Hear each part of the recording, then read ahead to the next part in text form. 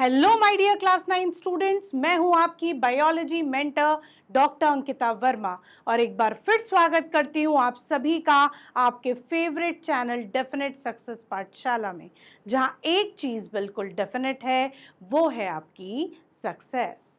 तो आज हम स्टार्ट करेंगे बायोलॉजी का सेल, जिसका हम कौन सा पार्ट पढ़ने वाले हैं, वैक्यूल एंड राइबोसोम्स। हम वन बाय वन करके सारे सेल ऑर्गेनल्स पढ़ रहे हैं और ये लास्ट 2 इंपॉर्टेंट सेल ऑर्गेनल्स आपके सेल चैप्टर के बचे हुए थे, जो कि आज हम स्टार्ट करके कंप्लीट करने वाले हैं।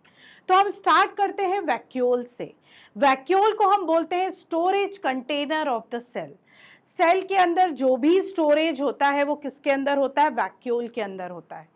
ठीक है, वैक्यूल जो है वो मेम्ब्रेन बाउंड सेल ऑर्गेनल है जो साइटोप्लाज्म में प्रेजेंट है और किससे फिल्ड रहता है, वाटरी फ्लूइड से फिल्ड रहता है। किससे फिल्ड रहता है, वाटरी फ्लूइड से फिल्ड रहता है। The term vacuole means empty space. ठीक है, जो टर्म वैक्यूल होता है उसका मतलब होता है खाली जगह, empty space. They help in the storage and disposal of various substances.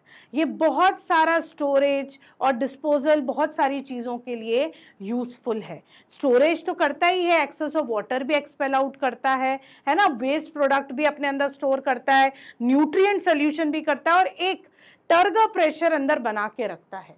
They can store food और other nutrients required by cell to survive, है ना। न्यूट्रिएंट्स को ये क्या करके रखता है, स्टोर करके रखता है। They also store waste products and prevent the entire cell from contamination. ये waste product को भी store करता है और prevent करता है पूरे सेल को contamination से, right? Function store vacuole का क्या है, storage, turgor pressure, endocytosis and exocytosis. Storage यानी आपका जो सेल है, वैक्यूल है, उसके अंदर जो स्टोरेज हो रहा है उसके लिए एक पानी या कोई सब्सटेंस भरा रहेगा तो टर्जिडिटी सेल में बनी रहेगी वैक्यूल्स के थ्रू। एंडोसाइटोसिस का मतलब है कोई भी चीज वो क्या करता है, एनगल्फ कर लेता है सॉलिड पार्टिकल। एक्सोसाइटोसिस वो क्या करता है, जो भी अनवांटेड वेस्ट प्रोडक्ट है वो बाहर निकाल देता है सेल से, that is known as exocytosis.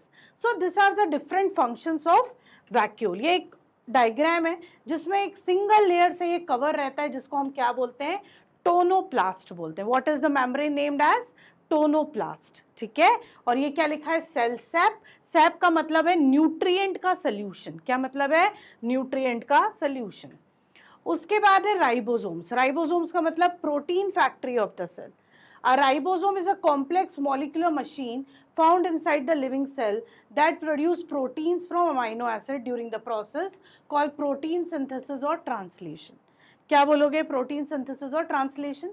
Ribosomes क्या है, स्पेशलाइज्ड सेल ऑर्गेनल्स है which are found in both prokaryotic and eukaryotic cell, जो दोनों प्रोकैरियोटिक और यूकैरियोटिक सेल में होता है। राइबोसोम क्या है, कॉम्प्लेक्स है आरएनए का और प्रोटीन का and therefore known as ribonucleoprotein, इसलिए इसको हम क्या बोलते हैं, राइबोन्यूक्लियोप्रोटीन बोलते हैं। तो राइबोसोम बेसिकली प्रोटीन सिंथेसिस करता है, 2 सब यूनिट्स में प्रेजेंट रहता है, साइटोप्लाज्म में फ्रीली भी प्रेजेंट रहता है, ईआर में जो हमने पहले पढ़ा जिसमें रफ एंडोप्लाज्मिक रेटिकुलम में अटैच्ड भी रहता है, जहां ये प्रोटीन का सिंथेसिस करता है। 2 यूनिट्स इसकी जो राइबोसोम्स है, 2 सब यूनिट, एक स्मॉलर यूनिट होती है और एक लार्जर यूनिट होती है। Ribosome is basically the site of protein synthesis. किसका साइट है, प्रोटीन सिंथेसिस का साइट है। ये देखिए, ये लार्ज सब यूनिट है और नीचे क्या है, स्मॉलर सब यूनिट है। जब प्रोटीन सिंथेसाइज होता है तो ये दोनों सब यूनिट्स जुड़ जाती हैं और फंक्शन परफॉर्म करती हैं। This is how the ribosome works in protein synthesis.